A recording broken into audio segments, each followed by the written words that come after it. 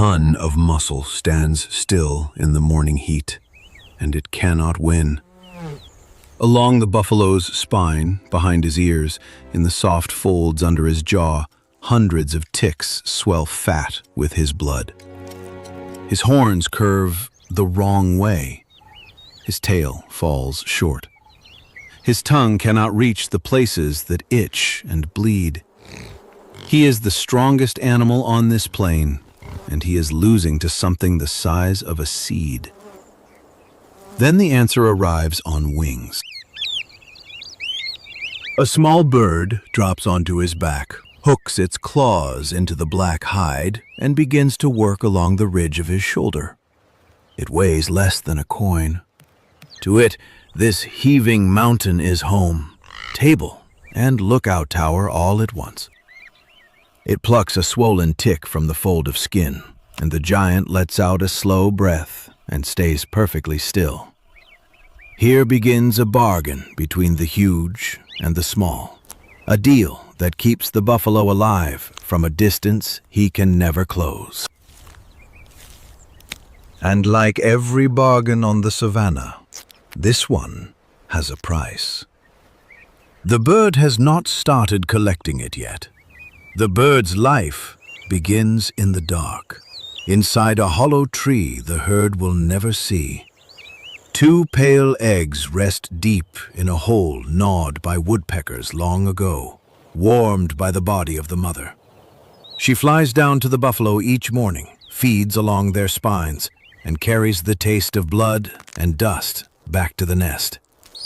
Then the shell cracks. A blind, naked chick pushes out into the gloom, no bigger than a human thumb, its skin loose and pink, its head too heavy to lift. It cannot see the giants below. It cannot feel the sun.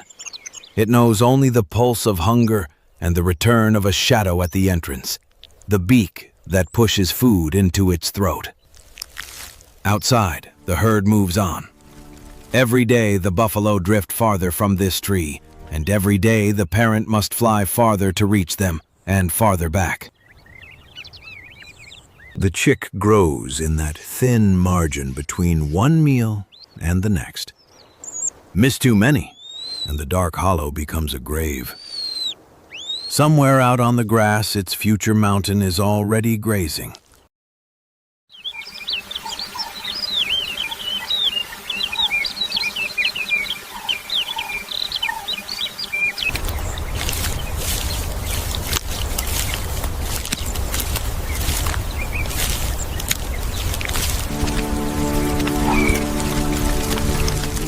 The chick will inherit is a wall of black hide moving through tall grass. From above, the herd looks calm. Up close, it is under siege. Behind the ears, along the belly, in the wet corners of the eyes, ticks cling and swell, some as fat as a grape, purple with stolen blood. Flies crawl at the rims of wounds. Larvae burrow under the skin and rise as hard lumps. The giant cannot see most of them, and it cannot reach any. This is the hidden war that never ends. A single buffalo can carry thousands of parasites at once, each one a small mouth draining strength the animal needs for the next drought, the next charge, the next calf. The enemy has no face and no roar. It just grows heavier every day. Into this war, the young bird will fly. Its whole trade is written on that suffering hide, tick by tick, wound by wound. But the herd rarely holds still, and the grass around it hides more than parasites. Something with a heavier tread is learning the buffalo's routine too. Wings tucked, the young bird lands on a moving world for the first time. The hide shifts under its feet like a black hill that breathes. It grips with sharp claws and a stiff tail, riding the sway the way a woodpecker holds a trunk. Below its belly, the buffalo grazes, unaware and untroubled, letting the small weight settle. The first meal waits behind the ear. A tick sits there, round and dark, its head buried in the skin, its body swollen to the size of a bean. The bird's bill is flat and sharp at the edges.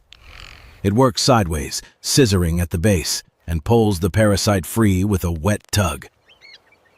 One gone. Thousands remain across this living range. The buffalo lowers its head and keeps chewing. For the giant, each tick lifted is a drop of blood saved, strength kept for the next dry season. For the bird, the hide is a field that never empties. It hops toward the shoulder, toward a small red split in the skin where the last meal drew blood. And something about that wound holds its attention longer than it should. Every buffalo carries a map, and the young bird learns to read it. The ears fill fastest, warm and sheltered, where ticks gather thick. The dewlap swings low, a curtain of loose skin that hides parasites in its folds. The eyes weep, and around them soft ticks wait for a bill that knows where to look. Day by day, the rider memorizes the living mountain beneath its feet, each fold and hollow, a page turned by hunger. It learns the herd, too. Older buffalo tolerate the weight and lower their heads for the eyes to be cleaned. Younger bulls twitch and shake, and a clumsy bird gets flung off into the grass.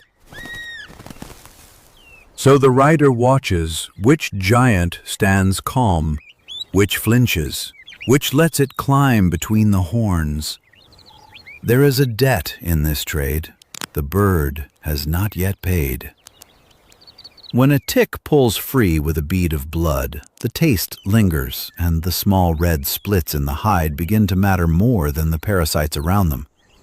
The bird is learning where the softest skin lies.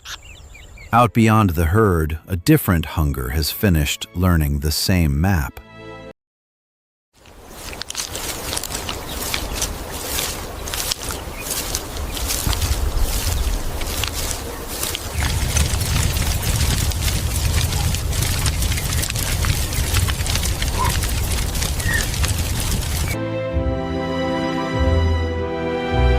Midday heat presses the herd flat. Buffalo stand shoulder to shoulder, tails flicking, jaws still. The bird works the flank of a resting cow, tugging a swollen tick loose, when the ordinary noise of the savannah thins to nothing. No francolin call, no insect drone. The grass has gone quiet, and quiet on this plain means something is watching. Downwind, low in the yellow stalks, tawny shapes move without sound. A lioness has read the same living map the bird has, learning which giant stands tired, which calf lingers at the edge. She waits for the moment the herd forgets her. The bird feels the change before the buffalo do. Its head lifts from the hide, black eyes fixed on the grass line. For a heartbeat, it holds still. A small sentinel on a mountain of muscle that has not yet sensed its own danger.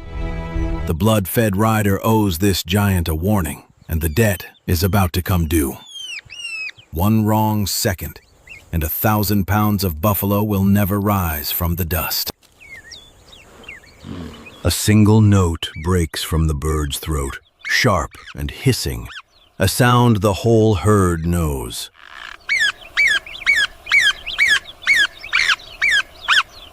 It cuts through the drowsy afternoon like a stone through still water. The riders on other backs pick it up, Buffalo head. and in seconds the alarm ripples across 100 heads at once. The resting cow snaps upright. The calf beside her is already moving, folded back into the wall of horns. Where the lioness saw a tired giant alone, she now faces a black barricade turning to meet her. Nostrils flared, heads lowered. She holds 2 heartbeats in the grass, then melts back into the yellow. The hunt is over before it began. For the buffalo, the reward is plain. 1,000 pounds of muscle still standing, still breathing when the sun tips west. The bird did with a cry what no horn could do in time, spending a single voice to buy a giant one more day. It settles back onto the warm hide, quiet again. Its debt paid in full for now. Somewhere in the ticking heat, the herd begins to drift toward water, and the light starts to lean gold across the plain. Water finds them at first light. The herd wades into the shallows and the riders come along, working the mud-caked legs where ticks cling thickest after a night in the reeds. The first sun warms the wet hides, and the plain wakes the way it always does. Francolin's calling, insects stirring back into the grass.